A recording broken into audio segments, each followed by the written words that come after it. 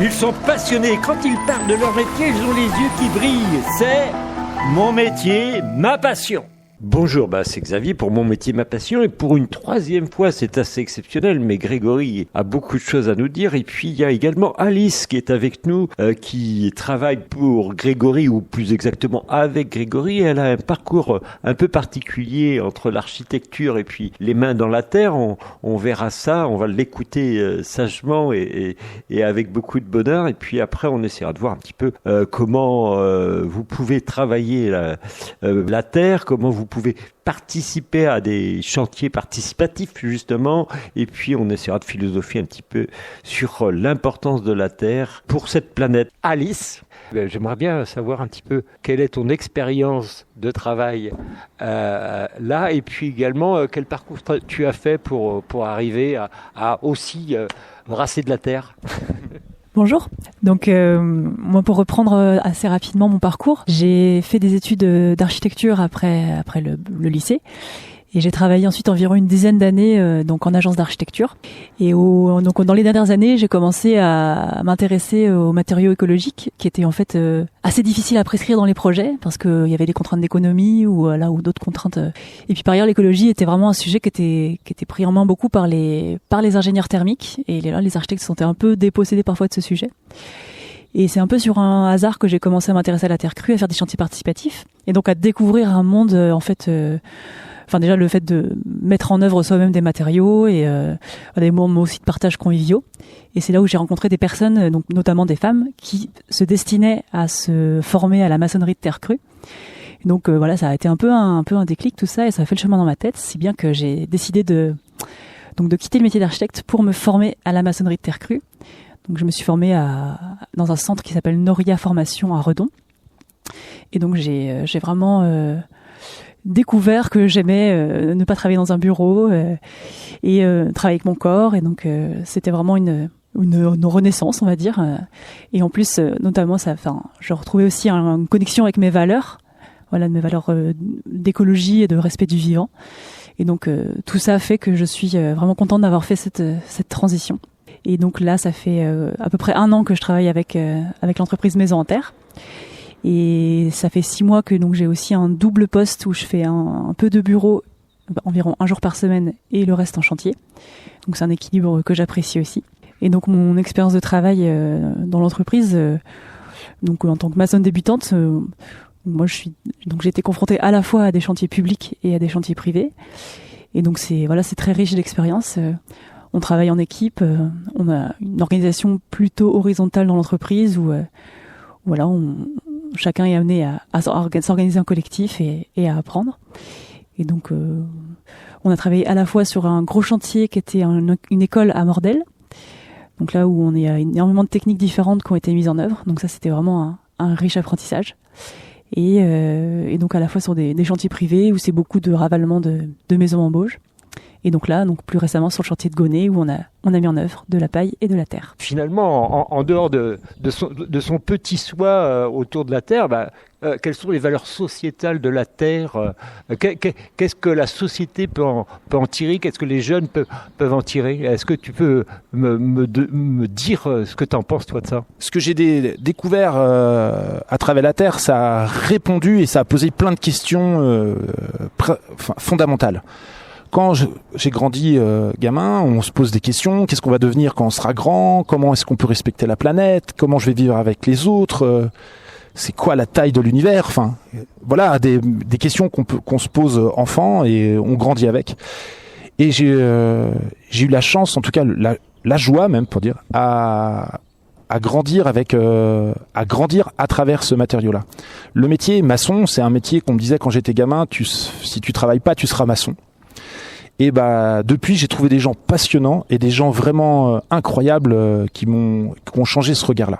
La terre, alors déjà dans la mythologie, l'homme vient de la terre, d'une boule d'argile dans certaines mythologies. Mais à travers ça, quand tu pratiques ça, c'est-à-dire que on préserve la terre, c'est-à-dire qu'on préserve ce qu'on a, on la met sur place et du coup il y a un respect de l'environnement naturel. C'est-à-dire on vient pas ramener des matériaux qu'on fait 36 km, on ne rajoute pas plein d'énergie pour la transformer. On prend un matériau, on le met en œuvre Et si on n'a plus besoin, le bâtiment vieillit, retourne à la terre. Premier aspect. Le deuxième aspect, c'est que c'est un matériau où on a besoin de monde pour le mettre en place. Et que c'est un univers où on a besoin de main-d'œuvre. Le coût de la construction n'est pas le matériau proprement dit, parce qu'il est quasiment gradué au sol, mais par contre, on a besoin de monde autour. Et de monde avec un même regard sur la construction. C'est un univers, la Terre, où il y a autant de femmes que d'hommes dans la construction. Les centres de formation qui existent depuis maintenant une petite quinzaine d'années, aujourd'hui, il y a autant de femmes et d'hommes qui prennent part à ces formations-là. Et sur les chantiers, on se retrouve que alors qu'un chantier est essentiellement masculin, là, dans nos équipes, on se retrouve avec une mixité. Et du coup, on se retrouve dans un environnement un peu simple, qui fait qu'il y a autant d'hommes que de femmes, il y a autant de passion, autant de force, de différence, et on apprend à travailler ensemble sur un projet commun. Et ça, c'est quand même quelque chose qui répond un peu à un apprentissage de vie ou à une valeur qu'on veut grandir. C'est-à-dire que tous les jours, et c'est un métier qui est sans bruit. C'est-à-dire que c'est une mise en œuvre sans machine, donc on peut échanger des souvenirs ou des choses assez incroyables où on a eu des moments.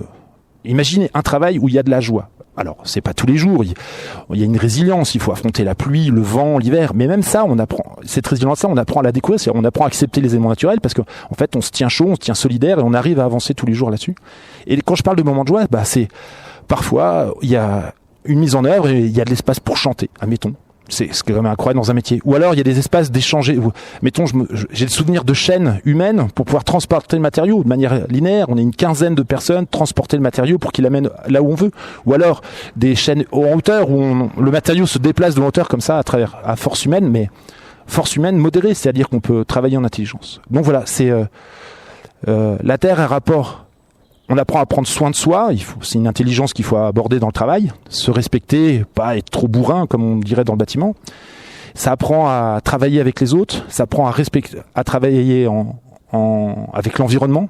Et donc c'est vraiment quelque chose d'assez une complétude. La construction, elle répond aussi aux éléments primaires. On a besoin de se chauffer, se vêtir, manger, se mettre en sécurité. L'habitat sert à ça, à se protéger, à se tenir chaud, à vivre. Et la mise en œuvre, ce travail-là, permet aussi de pouvoir agrandir ce cercle et dire qu'on vit ensemble, on fait ensemble et on respecte là où on vit. Merci. Alors, mixité, produit qui est durable, qui ne se perd pas.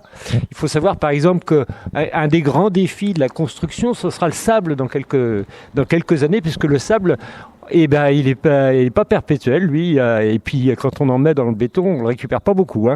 Et donc, il faudra trouver des solutions. Et ça, c'est important. La Terre fait partie de ces solutions. Des solutions qu'on avait trouvées il y a très longtemps et qu'on redécouvre aujourd'hui. C'est formidable. Moi, je trouve que ce serait quand même intéressant que tu nous dises où on peut te trouver. Si jamais on avait du travail à faire en terre crue, est-ce que tu peux nous donner un peu quelques coordonnées de ton entreprise ? Alors, si vous voulez trouver notre entreprise, notre structure s'appelle Maison en Terre. On est 7 collaborateurs. On travaille ensemble depuis quelques temps. Donc Alice qui était ici présente. Le siège social se situe à Montreuil-le-Gard, au nord de Rennes. Et plus largement, si vous avez vraiment envie de trouver des projets ou des gens pour vous accompagner, on est adhérent à un collectif qui s'appelle le collectif des terreux armoricains, qui, elle, est plutôt d'ordre régional. Et ça, vous pouvez trouver ça sur Internet. Collectif terreux armoricains, le CTA, qui, elle, regroupe, il y a une carte, interactive, on dirait, où vous pouvez trouver par rapport au lieu géographique des professionnels. Alors, il y a des maçons, des architectes, des bureaux d'études, en tout cas, des gens en général très compétents. Voilà, elle fait la promotion de la construction écologique et essentiellement la spécialisée dans la construction en terre. Eh bien, merci. On sait pas tout sur la terre crue, mais on a très envie de le découvrir. Tu parlais un petit peu des chantiers participatifs aussi. Ça peut être intéressant pour les gens qui veulent mettre un peu la main à la pâte sans avoir aucune connaissance dans les chantiers participatifs. Il y a pas des leaders, mais des gens qui savent partager leur savoir et qui vous permettront de découvrir d'une façon tout à fait précise. Et puis autrement, si vous êtes intéressé par faire quelque chose chez vous en terre crue, on a toutes les coordonnées qu'il nous faut. C'était Grégory, Alice et Xavier pour Mon métier, ma passion. Et je vous dis à la semaine prochaine.